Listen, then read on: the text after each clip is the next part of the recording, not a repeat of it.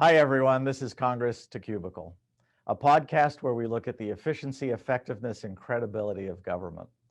I'm your host, Steve Goodrich, the CEO of the Center for Organizational Excellence. First up, we're going to be talking about presidential transition. We have our guest today, Max Stier, who's the president and CEO of the Partnership for Public Service. Max has an illustrious career in government in both the judicial branch and the executive branch, and for many years now with the Partnership for Public Service. One of the things they do is supporting presidential transitions. Welcome, Max. Thank you very much for having me, Steve. So in talking about the presidential transition, tell me a little bit about what the partnership does to support the transition. So it's I'll try to make this not too long of a story, but we run a part of an organization called the Center for Presidential Transition. And we started this work in 2008 when one of my colleagues, Katie Maleg, came to me and said, we started as an organization in 2001. This will be our first transition. What are we going to do about it? And it was an excellent question. And I, of course, turned it back around to her to say, what should we do about it? And then we went through a sort of inquiry process and realized that transitions had been run as Groundhog Day exercises, really a fundamental process, but there were no available resources. The best people could get would be oral history.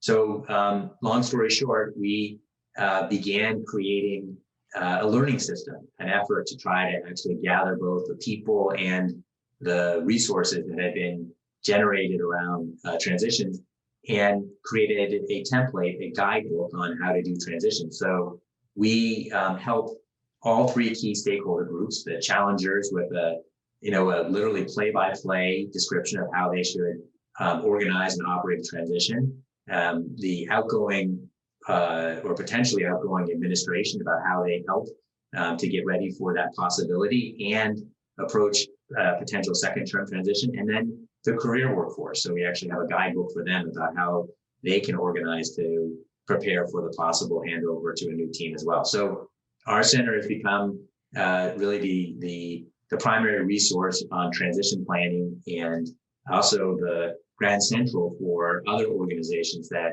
are involved in or adjacent to this area to help get those resources to those three stakeholder groups as well. Do you provide any support for the nominees? We do. We actually have a whole program we started this cycle called Ready to Serve. And it is a series of resources for people who are considering pursuing a political appointment, how you go about doing it. So there are resources on our website as well as webinars that we've done. And then if someone's actually selected as an appointee, as part of the transition work we've done, we've created a lot of different resources, including help for understanding how to get through the confirmation process.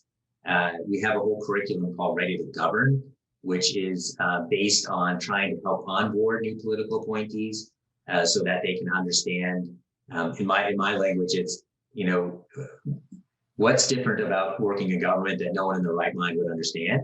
And our methodology was pretty basic, and it was asking probably, if not thousands, hundreds and hundreds of political appointees, what did they wish they were told on, day one or pre-day one that they learned the hard way after 6 months or a year.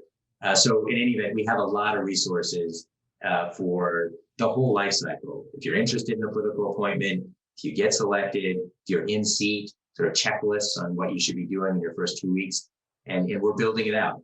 So again, our goal is really to get better and better at providing support for ensuring that our government works better and that the leaders have what they need to do their jobs well.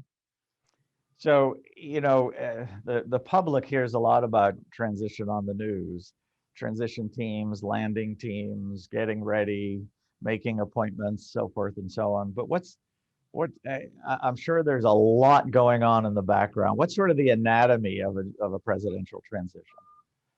So, it's fun to hear you say that the public hears, a lot about this in the news, because that's not always been the case. And I think this cycle has received more attention than ever before. And I think 2016 was probably the second most attention that transitions have received. And it's really important. And I think just to rewind the tape for a second is to understand that our government is the most important problem solver that we have. It's the only tool we have for collective action as a society that has the imprimatur of the public and taxpayer resources behind it to solve big problems.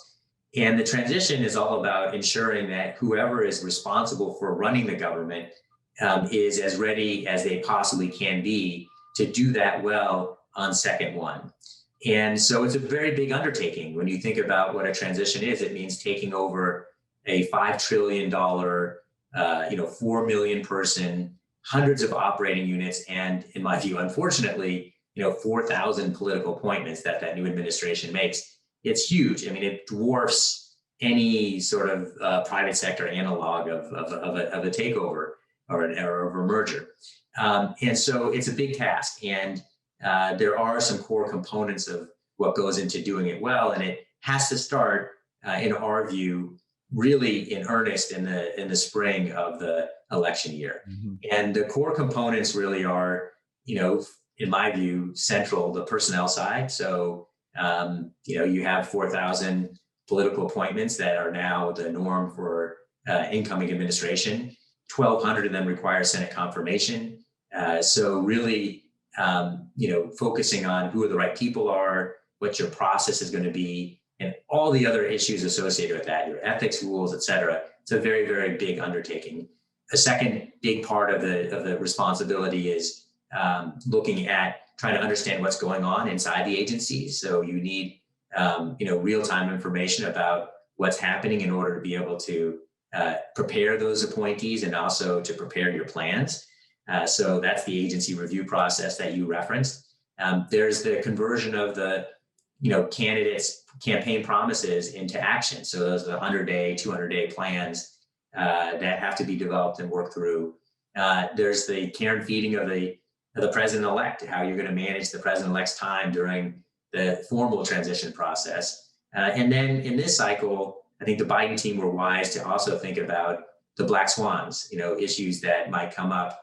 We're in a world that is moving faster and faster and is more and more dangerous. And the transition has to pivot to address those issues. And so thinking about, whether it's the vaccine rollout or the cyber attack or, the longer term, but equally, critical issues like climate change, so really preparing around some of those big issues is another, big piece that has to happen. It's an extraordinary effort. You think about, in my mind, I think a little bit of it is that it's the universe pre-Big Bang, so you're organizing everything. And then, on January 20th at noon, you own the whole thing. And it's a massive and really, fundamentally vital organization for our country and for the world. Well, having, sort of I'm involved in the lexicon of government and watching transitions happen. It seems to me that Biden even started much earlier than others. Do you see differences in the Biden transition than in others? So, interestingly, we typically organize in the springtime a meeting of all the campaigns that are going on, and to introduce them to the transition concepts that we think are important for them to get moving on. And I would say that the Biden team has been better organized to date. And again, I believe transition actually extends into an administration, but they've been better organized and more focused than anyone else previously. And a lot of it has to do with the leadership that they had. Ted Kaufman, knows transition issues, and we've worked with him forever on these issues.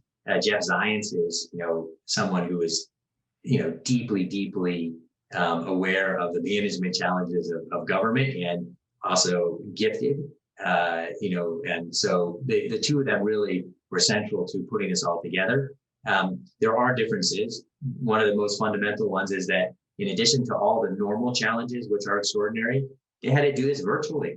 They had 175,000 square feet at, Department of Commerce that didn't get used. I mean, the normal way you organize is you bring people together, and they couldn't do it. So that's been a big change from the from the past and made harder what is already extremely difficult. They've approached, I think, this issue of the challenge of getting your Senate confirmed people in differently. So one, they'll have more nominations than anyone previously. They on day one, they've had, over 50. And I believe that the next highest was the Obama team, which had 42 nominated. And again, that's not confirmed. And then they've been very focused on bringing in the non-confirmed positions at a much higher clip. And they have, again, exceeded the numbers on prior administrations and getting those non-Senate confirmed positions filled quickly. They have an extraordinarily difficult hand that they've been dealt. They have been better prepared, and they still will have a heck of a road ahead of them. Well, and Jeff Zients is one of the most organized people I know. So if he can't do it, nobody can, certainly to get there. You mentioned some of the challenges, and with those challenges is a need to get those 1,200 people through confirmation fairly rapidly. Is Congress going to be ready for that? No. So I think, look, you're exactly right. I mean, it takes two to tango on the Senate confirmed positions. And again, I think the Biden team, was faster out of the gate than anybody else. And the Senate, frankly, for a lot of different reasons, has been slower. One, the historical trends are terrible. The amount of time it's taken on average to confirm people has doubled from the Reagan administration to the Trump administration. Obviously the slowness in organizing the Senate, the issues around impeachment trial, the need for vital, stimulus, legislation. I mean, it's a traffic jam. And part of the problem is that, the Senate is a narrow highway. If you can call it a highway, it might be country road. Again, it's a classic problem of narrow pipe and too much that you're trying to jam through it. And so one of the things I would say is, the Senate, can expedite things. They can do they can improve the process. Overall, I think we need some system reform. I mean, we need to have many, many fewer Senate confirmed positions. It just, even as you said, Jeff Zients is amazing. You can line up everything right and still not going to get done in real time.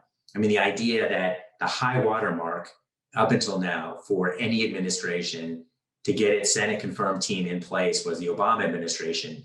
And after 100 days, really critical to, first 3 months plus, Obama got 69 of the 1,200 plus in place. And it's all downhill from there. Donald Trump got 28. That's, there are definitely things you can do on the transition side to improve the numbers, but the system itself is designed for impossibility here. And, again, the metaphor for me is sort of like the Super Bowl, and, when the game starts, you got your quarterback and your center and no one else. It's just not the way to play the game. You need your full team on the field when the game starts, and that's, pretty much impossible to get done with the system we have. So fewer Senate confirmed positions, and in my view, many, many fewer political appointees overall would make this process run a lot easier, not easy, but easier, and it would make our government run better too. Well, now with, and something we haven't seen since 2001, where you're going to have split committees with equal number of R's and D's, and perhaps those that'll I've even seen talk of taking some nominees directly to floor vote. But do you see that? You see things getting stuck in committee a little bit? It's hard to predict. It's part of the problem here is that even with, the utmost cooperation, there's just so much the Senate needs to get done, and it's not an institution built for speed. Absolutely. So every bump becomes problematic. You're driving on the Beltway and you're in a traffic jam and you're like, why? There's no rationale for it. And the answer is that it's an overloaded system. And that's what we have with the Senate. It's an overloaded system. There are definitely things that could be done to make it easier and faster that doesn't require legislation. But the big change is really, in 2011, am I getting that right? No, it's 2010, we were involved in legislation, maybe it was 2011, that helped reduce the number of Senate confirmed positions by, I think it was 169 spots. Mm-hmm. And I would describe that as a slice of bread, not a half a loaf, not a quarter loaf. Yeah. And we need many more slices of bread to improve the system. And I think you can get your accountability in other ways, and again make the system work a lot better. So that's going to need to be part of it. There was a whole commission that was set up to talk about other ways that they could streamline things, make it easier for the nominees. I mean, it's an obstacle course for the nominees themselves, and that chases away a lot of good talent.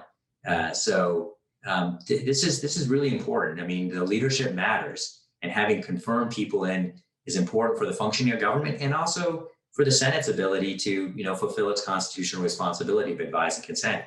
So right now we're in a lose-lose world, and there is a win-win-win. Yeah, and with all the issues that are facing this administration, it seems like it's all in everybody's best interest to try to move quickly as possible and make the right decisions.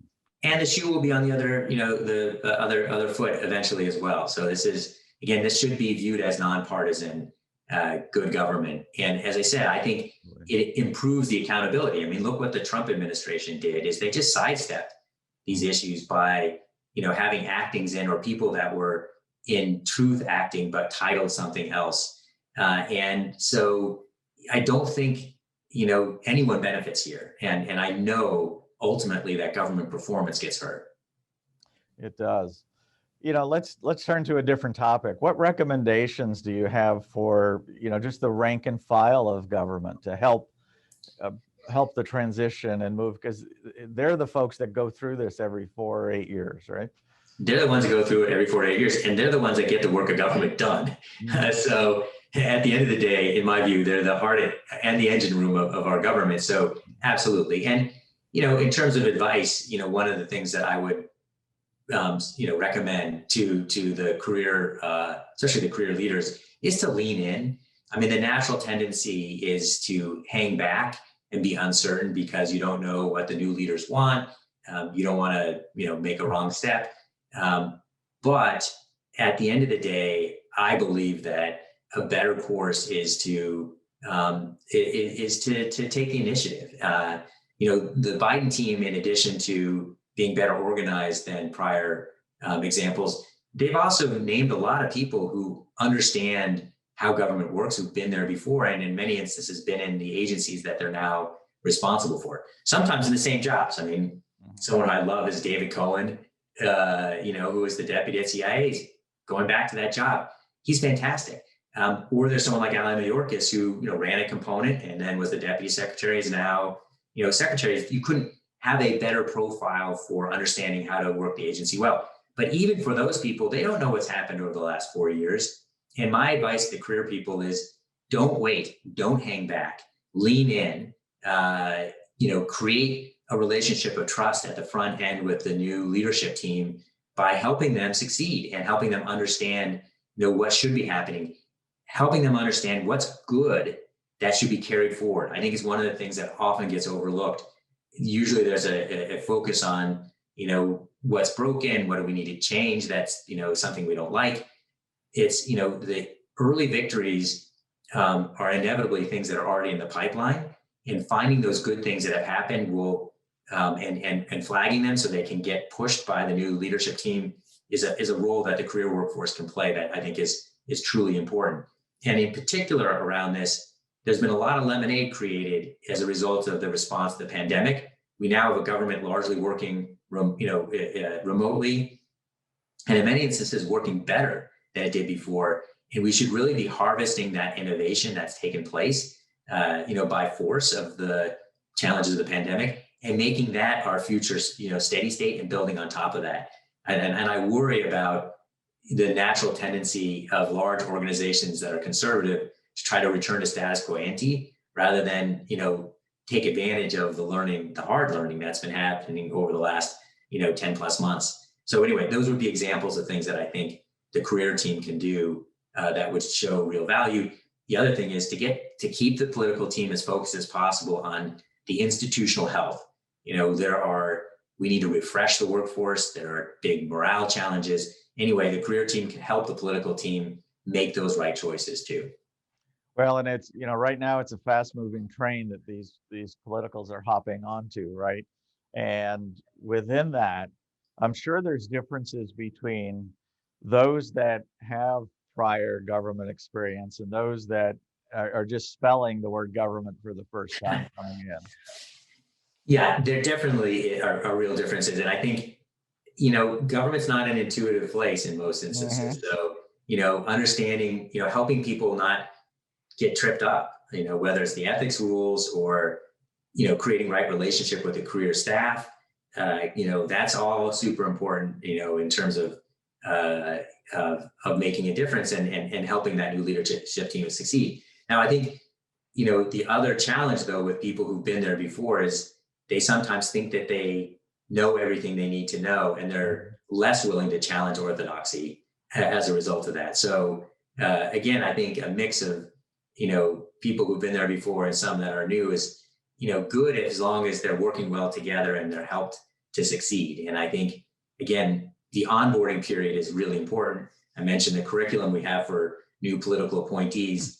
To my mind, it's who you pick, how you prepare them, and getting them to work well together. Those are the three pieces. And typically the picking becomes the focus of all the energy, and the other two pieces drop off. And that's a mistake. So we've got, the Biden administration has done a lot of work with the top tier, the secretaries, and even, in some cases, dep secretaries and things like that. But then you've got the next tier, the GSAs and the OPMs and things like that. Do you see them coming soon? So, because they help the engine of government work, right? Yeah. So the hesitancy I have, which is I'll focus on your point about coming soon. Yeah. I think again, the Biden team has been, more organized than any prior transition so far. The Obama team was very good in the transition in terms of, again, as a matter of historical comparison. But then things dropped off. And a part of it was that they created a whole infrastructure to focus on what they called the first wave of appointments. And then that infrastructure dissipated and the responsibilities went to individual agencies, et cetera. So, we still have a distance to travel here to see if the Biden organization continues as well organized as it has been up until now. My hope is it will be, but again, this is hard work, and it's what you said, which is it's a fast moving train, and the tendency is to focus on the urgent policy issues that are sitting on their desks and not pay enough attention to the institutional capability. And part of that obviously is making sure the team is filled out. And when you said next layer down, I'm thinking assistant, secretary as well. But look, GSA and OPM, administrator and director, to me, that's not second tier, that's first tier. Like if you really, there's so many personnel issues going on in government right now, and OPM is central to them. OPM itself needs to be rebuilt, as you know. So getting their confirmed leadership in place ought to be, in my mind, a real priority there. And GSA too, there's one of the challenges for government is that there's not that much capability focused on the enterprise. OMB is tiny. And GSA and OPM are really the only two, consequential, significant organizations that again have that larger enterprise field of view. So getting them all working well is a front end responsibility to ensure that government is working effectively. Well, and a lot of administrations haven't, I've always commented on OMB as just so under-resourced with what their intent is and what they need to accomplish. And I don't know if any administration has been willing to look at that. Yeah, no, I think part of the problem is that there's a political calculus made that they don't want to show too much in the way of resources going to the EOP, the Executive Office of the President, which OMB falls within. And I think it's penny wise and pound foolish. I think it's a mistake. Not that there aren't also room for improvement in the way that the current OMB resources are allocated. And a lot of this stuff, again, is done as a matter of historical precedent rather than really focusing on the needs of today against the priorities of now. So I think your point is exactly right. It's under-resourced, OMB is, and there should be an effort to realign the resources that are already there against the real needs.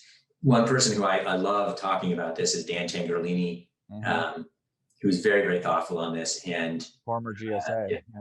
Former GSA, former Treasury head of management, former OMB career staff, former city administrator in DC.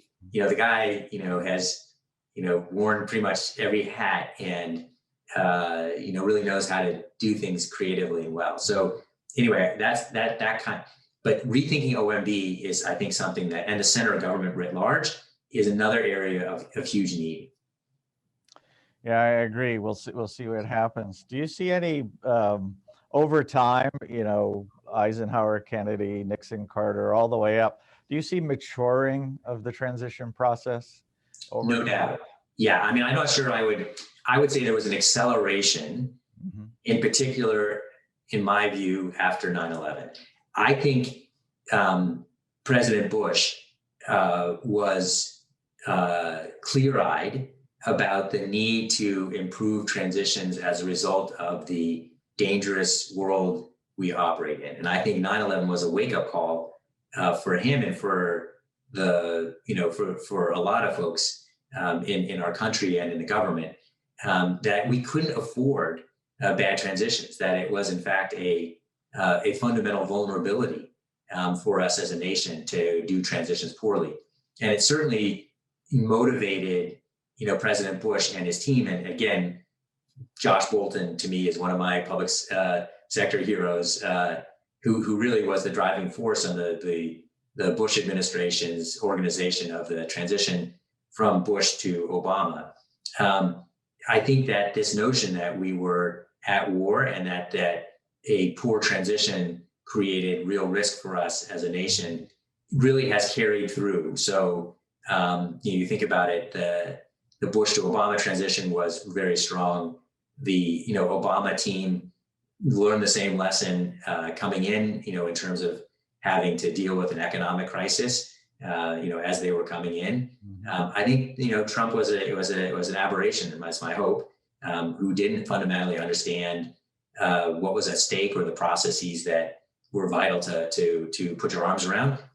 Post-election, the team he put together in Chris Christie and Rich Bagger, who was the executive director transition, was very strong. It was just, once they won, that they fired Christie and sort of ignored all the work product that had been done. And then you have obviously the Biden team, which is taking this very seriously. So I think if you think about this, that the modern era, the last, whatever it is to 9/11, really, I think it changed the game. I mean, the 9/11 Commission said it, poor transition created a real problem for the response to 9/11. And we live in a world, whether it's a pandemic or, an economic crisis or, cyber threats. I mean, pick your poison. There's just so many dangers out there that are so fast moving that not focusing on a effective, in addition to a peaceful transfer, is vital to our welfare as a country. So what are your recommendations for the first 100 days? What would you like to see done? What are your top 3 or 4? So, again, I come back to this question of personnel. I think that there's no doubt that getting the team in place and up to speed and working well together has to be a top priority for the Biden team. I think that there's a critical need of rebuilding the career workforce. And when I say rebuilding, that includes, creating a real focus on the morale of the existing workforce. We produce our best places to work rankings. The Trump team didn't even do the 2020 survey on time, so we still don't have that data, but the numbers were going down and going down in a lot of agencies in a big way. And that's it's a real problem, because this is not about happy employees. This is about an environment where federal employees can actually produce good outcomes for the American public. And so to my mind, it's the report card on the leadership. And so I think the Biden team, taking this on and saying that we're going to see this as a primary part of our responsibility is to create the work conditions that allow, top career civil servants to thrive and succeed. The workforce needs to be refreshed. It was already the case that we had barely over 6% of the workforce under the age of 30. And there's been substantial attrition in most agencies across government as a result of the 4 years of the Trump administration. So, really doing the hard work of bringing a new generation of talent into government and ensuring that talent wants to stay. So it's not just about recruiting, it's about creating the conditions for retention. That should be one of the real top priorities. I think that revisiting the rules of our government, the last major overhaul of the civil service system was 40 years ago. I don't know of any other organization, public or private, that's thriving under the same rule set as existed 40 years ago. Our world has changed and the rules need to change as well. Some of the rules go back to, 70, 80 years ago. I mean, it just, totally. So we need to see a real attention to that. These are hard things to do given the press of immediate concerns, but they're all things that matter at the front end because they're heavy lifts that take a lot of time. And if you wait till your last year or whatever else it is to tackle them, it's not happening. So getting that stuff moved forward is really important. There's a lot of cleanup inside the agencies. I'm personally concerned about borrowing that has taken place. It's hard to know. We don't have enough data to know how extensive it is, but it's clearly a real issue. So, I mean, it's a very long laundry list, and it only gets done if you have great people working well with a career workforce and working well together to make it happen. Well, you mentioned some real tall orders, and as you know, I made a set of recommendations last summer, which I hope get adopted so we can really start strengthening, this workforce and going forward, because that's going to be a key to getting an awful lot done. Max, I want to thank you for your time. Max Stier, the president and CEO of the Partnership for Public Service, an organization for me that has really filled a gap years ago that is necessary. And I hope you can continue to partner with this administration and others on the way through. Well, Steve, thank you so much for this conversation and for all of your commitment to strengthening our government. In my view, it's an all-in proposition.